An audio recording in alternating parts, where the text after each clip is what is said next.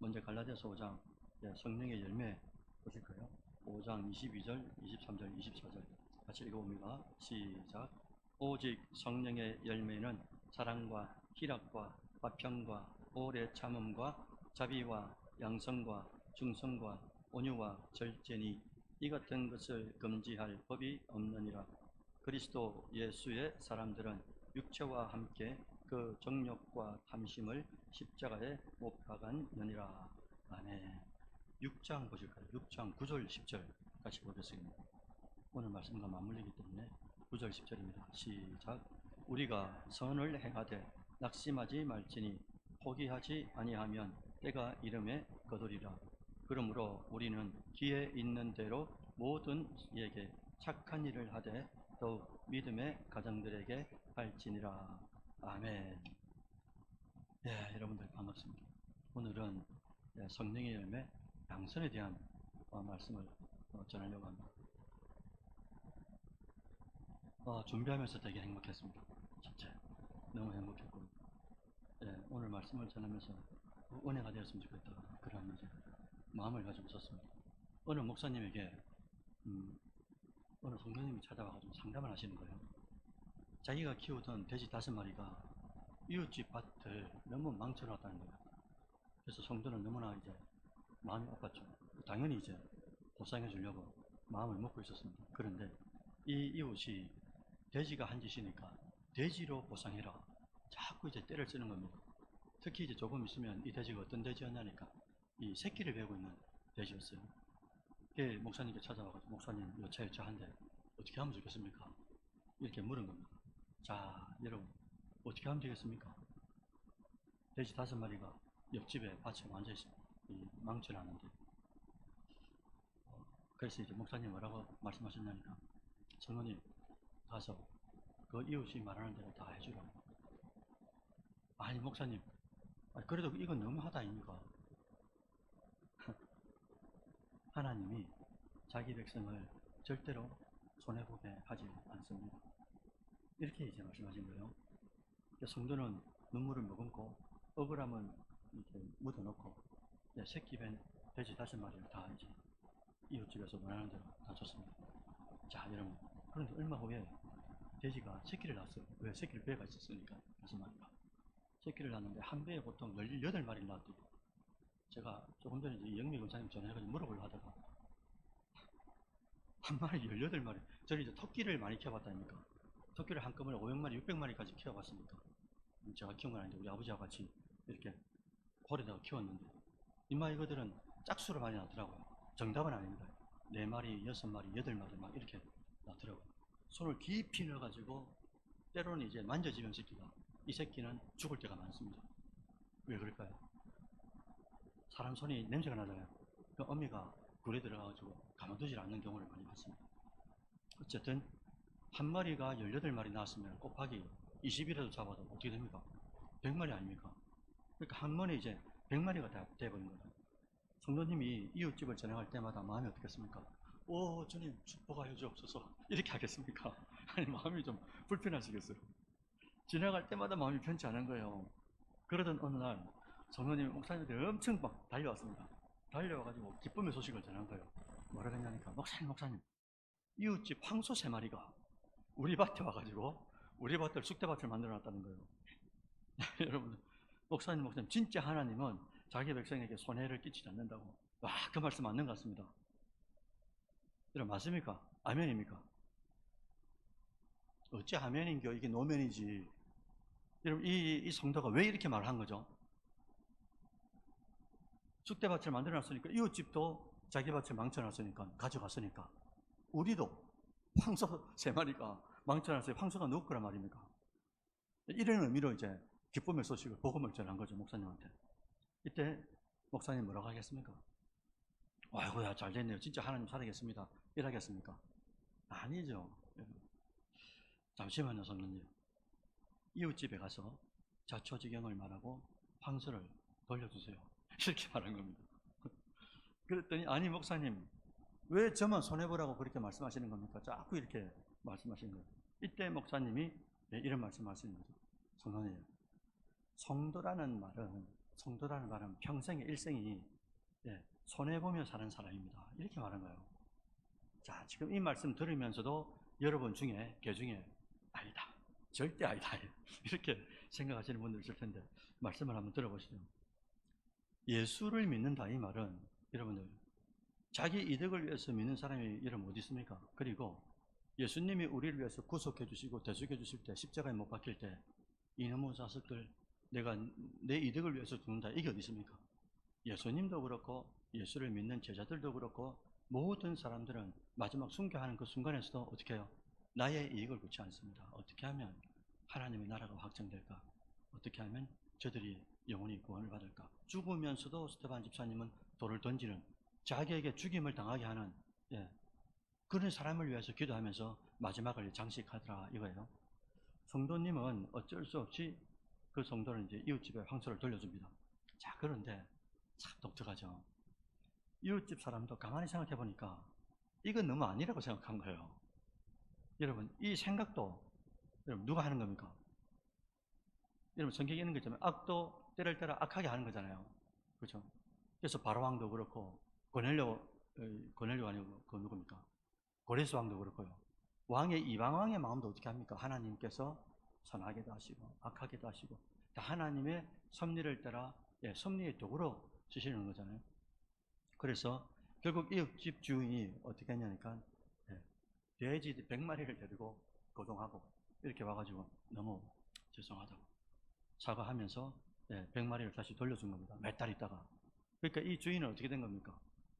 이 성도는 자기가 사료주고 키운 것도 아니고 집에 하나님께서 옆집에 잠깐 맡겨놨다가 사료주고 몇 달 동안 키워가지고 이렇게 이제 가지고 되찾게 된 거죠.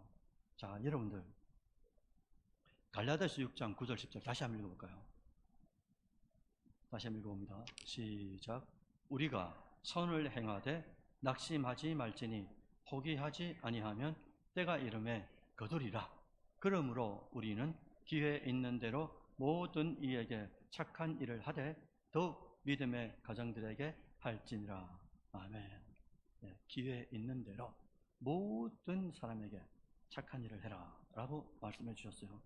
여러분, 우리가 왜 이렇게 모든 이에게 착하게 살아야 되는가 한번 볼까요? 마태복음 25장 21절 9절 한번 보시겠습니다. 다 같이 읽어보겠습니다. 시작.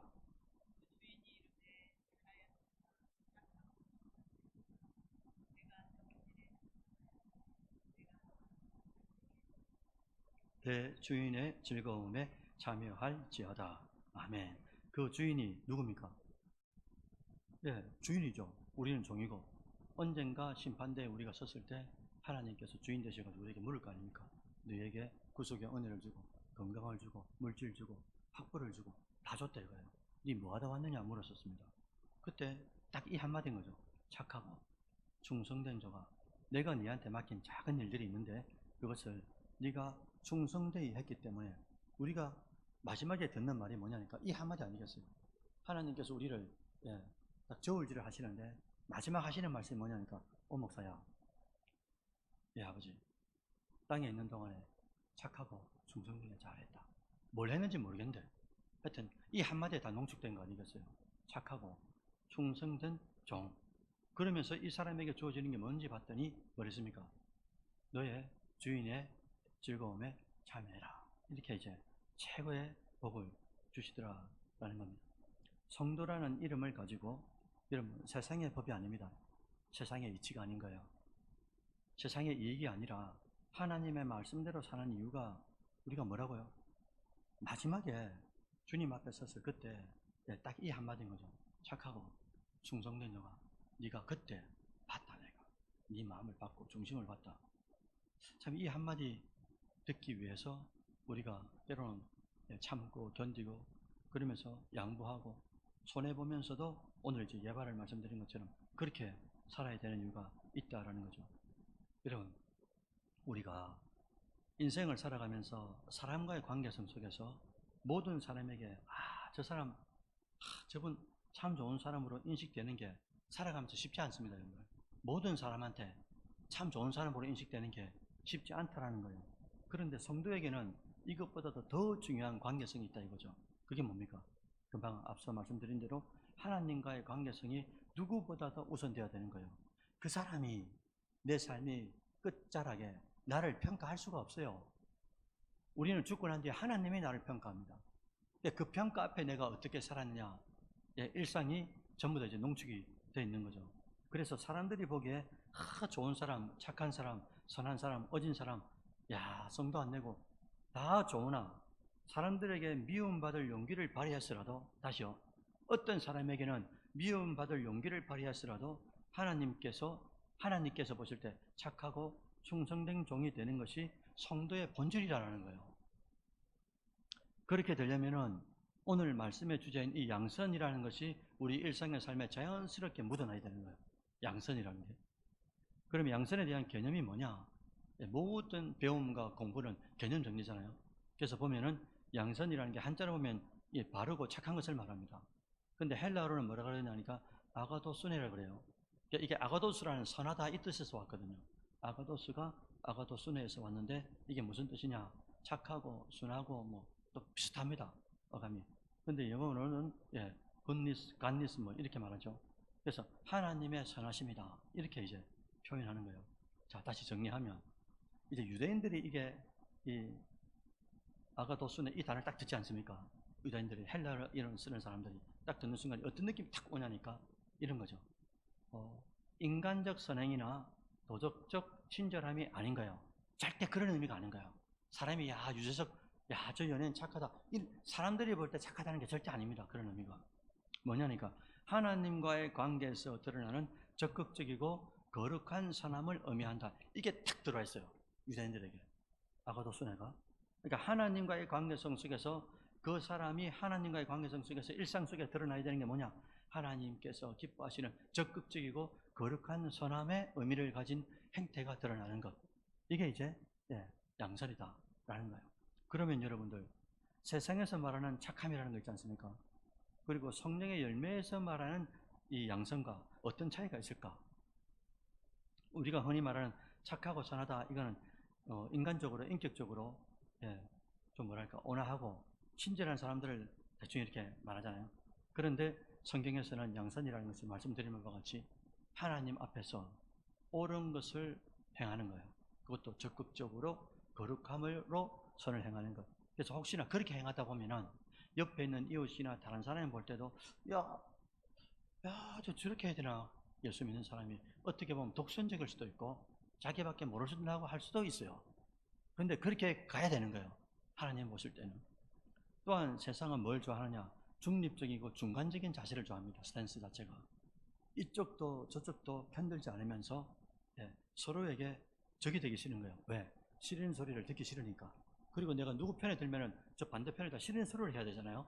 그러니까 싫은 소리를 하기도 싫고 싫은 소리를 듣기도 싫으니까 중립적인 스탠스를 취할 때가 세상 사람들은 많더라라는 거예요.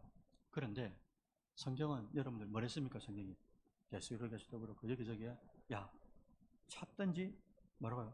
뜨겁든지 그리고 하나님을 섬기든지 세상을 섬기든지 돈을 섬기든지 양다리 걸치지 마라. 자꾸 이런 말씀을 하시는 거예요. 크리스찬들한테. 왜냐? 성경은 중간과 중립이 없어요. 하나님이면 하나님이고 세상이면 세상. 물론 우리가 연약해서 순간순간 넘어질 수는 있다는 거죠. 그렇기 때문에 양선의 열매를 맺는 성도는 세상과 타협하지 않으려고 해요. 때로는 손해를 와요. 내가 이렇게 살면 하나님 법대로 살면 이게 손해가 오는 게 뻔합니다. 뻔한데 왜 세상의 법으로 따지면 손해가 되기 때문에. 그럼에도 불구하고 손해를 감수하면서도 하나님 앞에 선을 행하려고 몸부림치는 사람을 양선을 가진 자다. 이렇게 이제 말씀하신다는 거예요. 그러면 성경 속에 드러난 양선의 스토리가 어떤 게 있을까? 여러 가지가 있는데 오늘 하나를 제가 소개시켜 드릴게요. 너무나 유명한데 누가복음 10장에 가보시면은 예수님이 직접 예화를 드셨어요. 예수님께서 어떤 스토리를 쭉 이야기하다가 갑자기 선한 사마리아 사람의 예를 딱 예수님이 드렸었어요. 그러면서 예수님은 의도적으로 사마리아 사람, 유대인들하고 너무나 적대적으로 되어 있는, 다시 유대인들이 적대적으로 여기는 사마리아 사람을 주인공으로 데리고 옵니다. 그리고 긍정적 주인공으로 예화를 말씀하시는 거예요. 예수님께서. 그래서 이것은 그 당시에 유대인들이 들을 때 어떤 느낌이 드냐니까 너무 충격이었어요. 사마리아인을 예를 들은 것도 그렇고 그런 사람들이 내 이웃이 된다는 것도 너무나 충격이었단 말입니다. 자, 이 스토리가 어떻게 전개되냐면요, 이렇게 됩니다. 한 율법학자가 자기 안에 있는 기존의 사고를 가지고 주님 앞에 와요. 그리고 두 가지를 묻습니다. 하나는 선생님, 어떻게 해야 영생을 얻습니까? 라는 질문 하나 하고요. 두 번째 질문이 뭐냐니까, 그러면 나의 이웃은 누굽니까? 라는 질문을 합니다. 첫 번째 질문이 뭐라고요? 어떻게 하면 영생을 얻습니까? 그래서 예수님이 뭐라냐니까, 율법에 뭐라 되어 있더노? 이래 묻습니다. 그랬더니 하나님을 사랑하고 이웃을 사랑하고 그렇게 말합니다. 그래서 그렇게 니도 행해라. 그렇게 행하겠습니다. 그러면 이 율법학자가 다시 꼬리를 물었죠. 그러면 내 이웃이 누구냐 이거예요.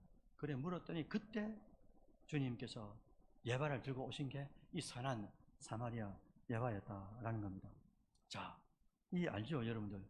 강도가 어떤 사람을 죽일 정도로 이제 때린 겁니다.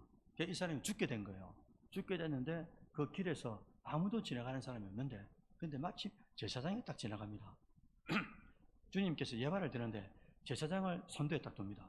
그리고 하나님을 안다 믿는다 잘 섬긴다고 자부하는 제사장이 지나가는데 이 강도 만나 죽게 된 사람을 봤어요. 보고 그냥 지나쳐갔다라고 표현하셨어요. 그 다음에 또 누굴 또 주님께서 예를 드냐니까 레위인을 딱 예를 듭니다. 레위인도 당연히 하나님을 잘 믿는다고 하는 유대인들 중에 유대인입니다. 그런데 레위인도 이 강도 만나 죽어가지고 비참해 있는 이 사람을 봤어요. 보고 그냥 지나쳐갑니다. 그런데 전혀 상관없는 생명 부지의 사람 사마리아 사람이 지나갑니다.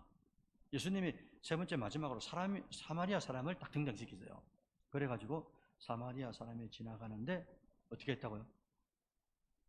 이 사마리아 사람이 진짜 한번 만난 적도 없는데 이 사람에게 자기의 시간과 물질과 혹시나 주모한테 뭐랍니까?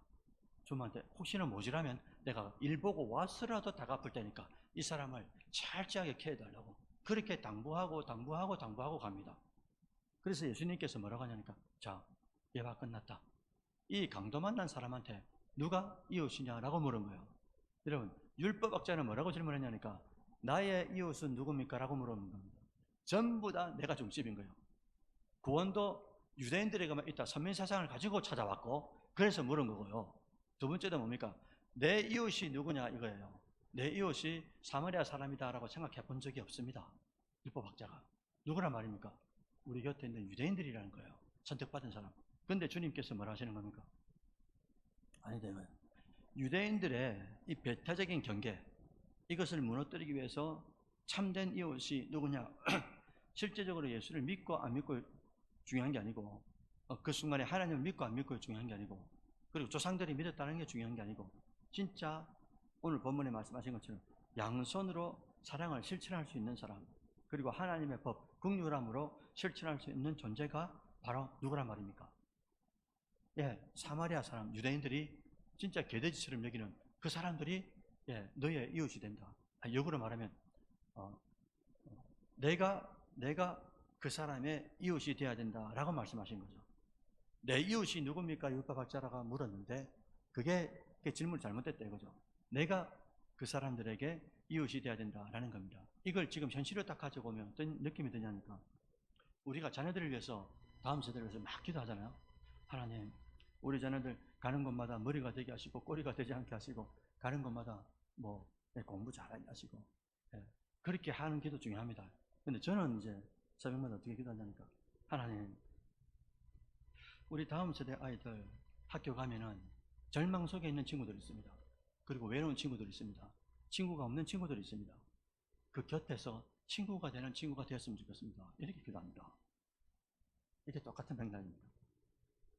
부모들이 우리 성도 먼저 선배들이 우리 안에 욕심이 있다 보니까 우리 아이가 중심이 되는 경우가 많아요. 물론 중심인데 중심이면 어떤 중심이냐? 우리 아이의 이웃이 누구란 말입니까?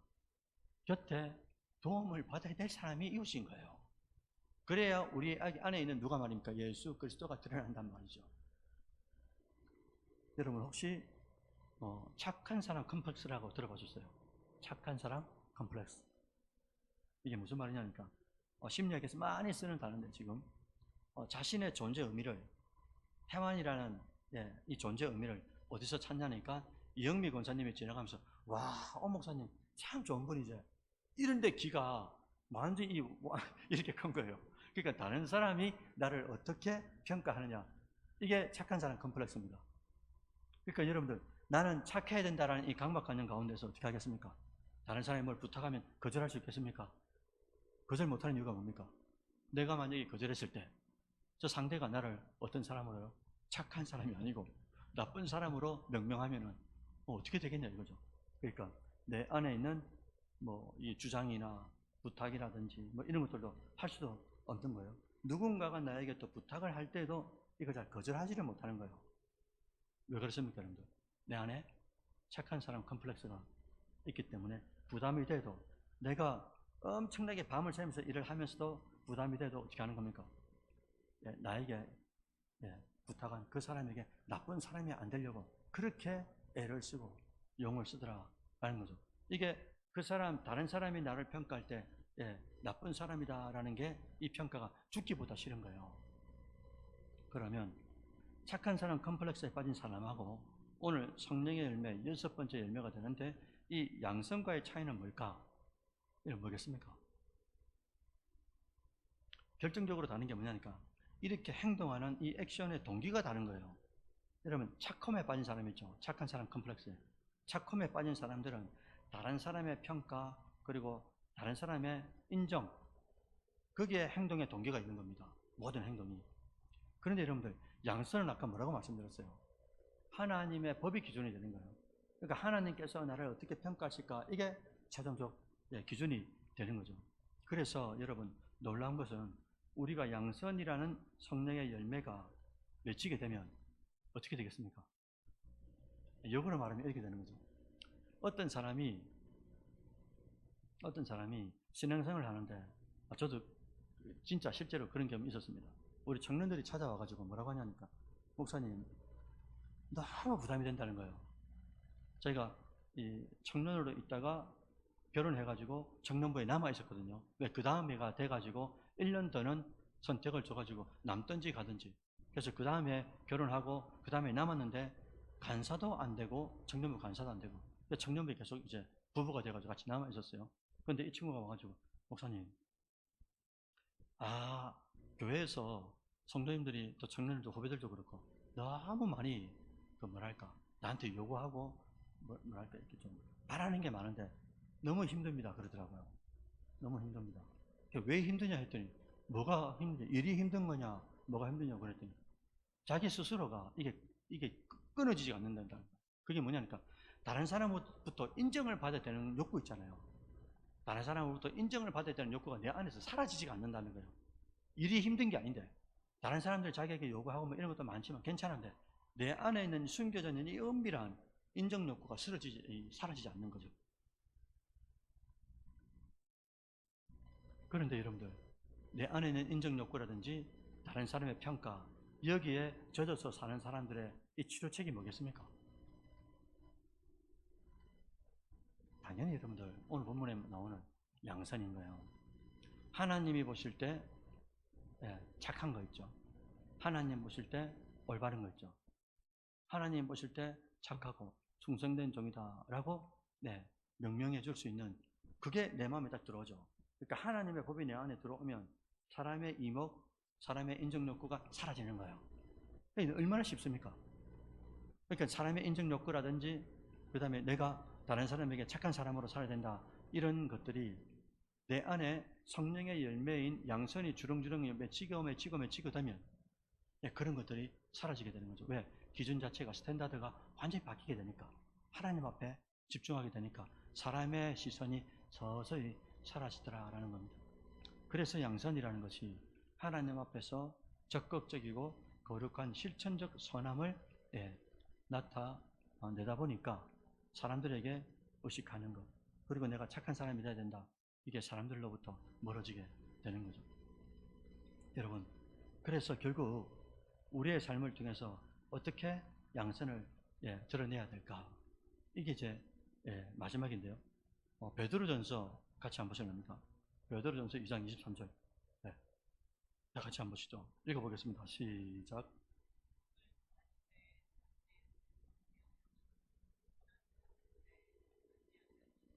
오직 공의로 심판하시는 이에게 부탁하시며. 아멘. 자, 베드로전서 2장 23절 3을 들었어요. 자, 이 말씀을 딱 듣는 순간에 누가 떠오릅니까, 여러분들? 대다수가. 욕을 당하시되 맞대어 여가지 않으시고 고난을 당하는데 능력이 있음에도 위협하지 않고, 그리고 오직 공의로 심판하시는 이에게 모든 걸 맡겨버린 거예요. 우리 인간으로 따지면 누가 있겠습니까? 물론 예수님도 그렇고요. 그죠? 다윗이 저러지 않습니까? 사울을 죽일 수 있는 경우가 몇 번 있었지만 이걸 어떻게 합니까? 하나님 앞에 맡깁니다. 다 오늘 본문에 나오죠. 심판하시는 이에게 부탁하신다. 자, 이게 우리 일상에서 쉽지 않습니다. 그런데 쉽습니다. 하나님을 진짜 믿으면 말이죠. 하나님을 전지전능으로 믿으면 그 믿음 가운데 나의 물질적인 거, 건강적인 거, 사업적인 거, 직업 가운데, 직장 가운데서 어떤 관계 가운데 어떤 틀어지고 이 미묘한 문제가 생길 때마다 아니, 괜찮아. 오집사 괜찮다. 하나님께 맡겨. 하나님. 아까 여러분 목사님 뭐랬습니까? 100마리가 되는 돼지를, 물론 100마리가 될지 몰랐지만 5마리 어미 돼지를 어떻게 합니까? 그냥 그 상대가 원하니까. 그렇다고 그거 가지고 법정으로 갈 겁니까? 어쨌든 그렇게 돼버린 거예요. 그러면 죽고 난 뒤에 마음에 애달파하지 마라 이거죠. 하나님이 진짜 살아계신다고 믿는다면 하나님이 해결하는 거예요. 하나님이. 만약에 하나님이 해결하지 않는다 하더라도 우리 마음에 주신 이 천국과 평안을 빼앗지 않는 거예요. 다른 것들이. 그래서 베드로전서 2장 23절에서도 욕을 안 당하는 게 아닙니다. 욕을 당하는데 맞대가지고 막 욕하지 마라 이거예요. 누가 말입니까? 양선을 소유한 사람이. 그리고 고난을 당하는데 내가 힘이 있다 해서, 어떤 지위가 있다 해서, 뭐가 있다고 해가지고 위협하지 말고 오직 공의로 심판하시는 이에게 모든 걸 위임해라 이거예요. 이게 위임하는데 이게 믿음이 없으면 안 되지 않습니까? 그런데 이 자리에 있는 우리는 이미 믿은 지가 1년, 10년, 20년 이렇게 넘어가는데 아직도 물질의 문제, 무슨 문제가 생길 때마다 이게 그렇게 않고 어떤 다른 법을 사용해서 이걸 풀려고 한다. 이러니 하나님께서 이 카이로스라는 하나님의 딱 때가 돼야, 하나님의 딱 때가 돼야 이 매듭이 풀려지는데 이 때를 견디지를 못하는 거예요. 이 한 번을 오래 참음이라는 열매를 통해 가지고 참고 기도하고 인내하면서 사랑으로 품고 가다 보면은 어느 순간인가 하나님께서 하나님의 때에 하나님의 방법으로 딱 풀어주심이 우리 인생에 딱 도래하게 되는데, 이걸 한번 경험한 사람들은 진짜 그 경험을 했기 때문에 아니 괜찮아. 만덕 터널에 어둠의 터널을 지나가고 산성 터널이 한 9km쯤 되거든요. 어마어마하게 긴데 그걸 지나가더라도 반드시 끝은 있다 이거예요. 터널을 딱 나가고 나면 밝은 빛이 탁 들어온다 이거예요. 이걸 한 번이라도 경험한 사람들은 어떤 문제가 생겨도 하나님에게 전부 다 문제를 위탁합니다. 그리고 남에 대해서, 해코지 한 사람들에 대해서, 어그러지게 만들건 어떤 사람에 대해서 남 탓하지 않습니다. 단 우리 마음에 그런 경우가 생기죠. 아까도 이 성도님 어떻게 했습니까? 그 집을 지나갈 때마다 오 주님 축복하여 주옵소서 이러면 좋은데 마음이 편치 않은 거예요. 그럴 수 있지만 그러나 그 근본은 우리가 어떤 마음을 가져야 되는지 우리가 알고 있잖아요. 그래서 진짜 양선이라는 것이 우리 안에 열매를 맺힌 사람들은, 자 들어보십시오. 성령께서 역사하시도록 자신의 감정도 다 맡깁니다. 이래 말하면 제가 아멘 하실 줄 알았어요. 맡깁니다. 그리고 연약한 사람을 보면 도움을 요청하기 전에 이미 실천하는 사람이 있어요. 교회 안에 무슨 소리가 딱 들리죠. 그럼 그 소리를 듣자마자 어떻게 합니까? 그 자리에 이미 가 있는 사람이 있어요. 왜? 그게 하나님 기뻐하는 줄 알고 있으니까. 거기다가 오해와 모함을 받아도 진실이 드러나기까지 반격을 가하지 않는 사람인 거예요. 이게 쉽지 않습니다. 그러나 쉽습니다. 쉽지 않다고 생각하면 끝이 없고요. 쉽다고 생각하면 반격하지 않습니다. 하나님이 하신다고 믿기 때문에. 또한 어떤 손해를 봐도 따지지 아니하고 손해를 끼친 사람에 대해서도 불편하게 하지 않는 거예요. 우리는 어떻게 합니까? 골탕 좀 바라고 막 그렇게 하지 않습니까? 근데 손해를 끼친 사람에 대해서도 불편하지 않도록 그 사람을 만들어주는 거예요. 자, 여러분, 우리가 인생을 살면서 세상 사람하고 뭐가 달라야 되겠어요? 뭐가? 아무리 자신이 옳아도 다른 사람의 의견을 듣고 존중하는 사람. 다 들어보면 저게 그 말의 결과가 어디가 가는지 알겠는데, 내 말이 100번 맞다 하더라도 그 사람의 말을 들어주고 존중할 줄 아는 사람. 이런 사람이 오늘 6번째 열매, 양선의 열매를 맺은 사람이다 라고 성경은 말씀하신다는 거죠. 결국 우리 성도들이 이렇게 살아야 하는 이유가 뭘까? 자, 마지막으로 한번 가봅니다. 마태복음 5장 16절 한번 가보실까요? 다 같이 읽어보겠습니다. 시작. 이같이 너희 빛이 사람 앞에 비치게 하여 그들로 너희 착한 행실을 보고 하늘에 계신 너희 아버지께 영광을 돌리게 하라. 아멘. 몇 장 몇 절이라고요? 마태복음 5장 16절이죠. 산상수훈을 딱 시작하는데 그때 주님께서 하신 말씀이 딱 이런 맥락입니다.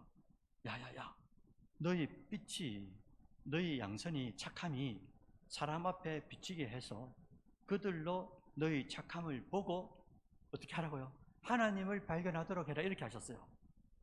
여러분, 세상 사람들이 교회 건물을 보고 교회 건물을 보고 교회 오는 경우가 많겠습니까? 세상 사람들이 교회 건물을 보고 들어오질 않는데 어떻게 목사의 설교를 듣고 교회를 들어오겠어요? 들어오질 않았는데. 그럼 무슨 말입니까, 여러분들? 우리가 각자 예배가 끝나고 나면 일상으로 다 들어가죠. 흩어집니다. 흩어진 그 현장 속에서 사람을 만나요. 만남 가운데서 우리 안에 내재되어 있는, 장착되어 있는 선함이라는 것, 하나님께서 원하시는 선함이라는 이 양선이라는 게 드러나요. 그게 드러나면서 세상 사람들은 누굴 바라본단 말입니까? 그러면 뭐랬습니까?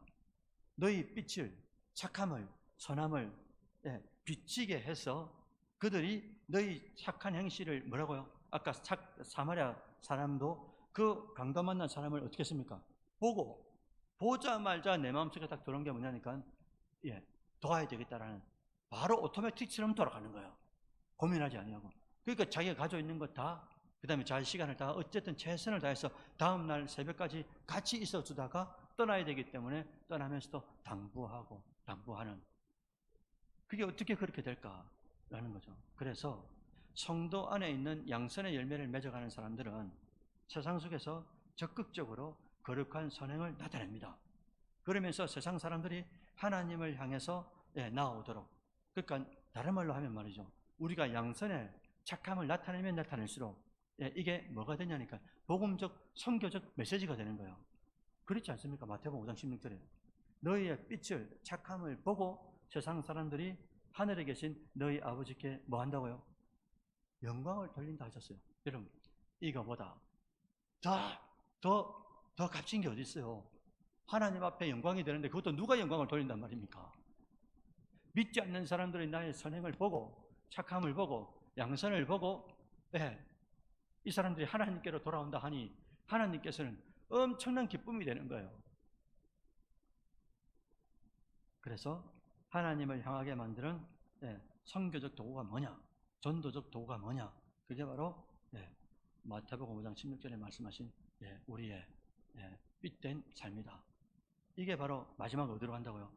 전도하고 선교하고, 그것이 빛으로 드러나서 무심령들이 주님께로 돌아오면서 하나님 앞에는 모든 이런 과정들이 영광이 된다라고 말씀하시는 거죠. 자, 말씀을 마무리하려고 합니다. 여러분, 성령 안에서 순종의 열매를 많이 맺으시길 바랍니다. 그렇기 때문에 날마다 우리는 뭘 사모하죠? 술의 충만이 아니고 성령의 충만을 사모하고, 그렇게 되려면 어떻게 해요? 작은 것부터 할 수 있는 것부터 최선을 다해서 순종하시면 좋죠.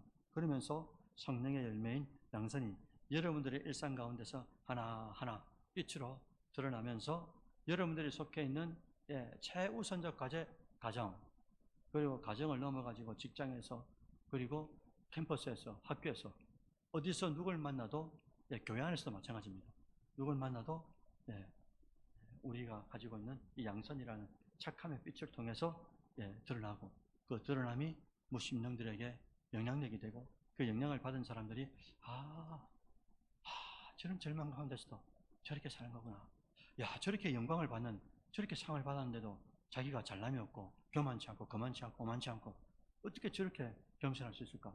이게 우리 안에 이미 내재되어 있는 하나님께서 주신 예수 그리스도의 성품, 네, 사랑과 희락과 화평고처, 이런 특히나 양선이라는 성품을 통해 가지고 우리에게도 장착하게 하시고, 그 양선의 성품을 통해 가지고 드러나게 하시고, 드러남을 통하여 많은 심령들이 영향을 받고 주님께로 돌아오는 이 땅에서의 최고의 영광, 전도의 영광이 이루어진다라는 것을 잊지 마시고, 여러분들의 삶 가운데 오늘 말씀드렸습니다. 예, 돼지 5마리를 꼭 기억하시고, 예, 손해보더라도 손해보는 게 아니다. 예, 하나님 앞에 어떻게 하는지를 하나님 앞에 다 위임하면서, 진짜 인생, 이 짧은 인생인데 그 인생을 한번 하나님께서 풀어가시는 인생을 경험하고, 그 경험된 것을 간증하며 살아가는 여러분들의 인생이 되시기를 주의 이름으로 축원드립니다. 아멘.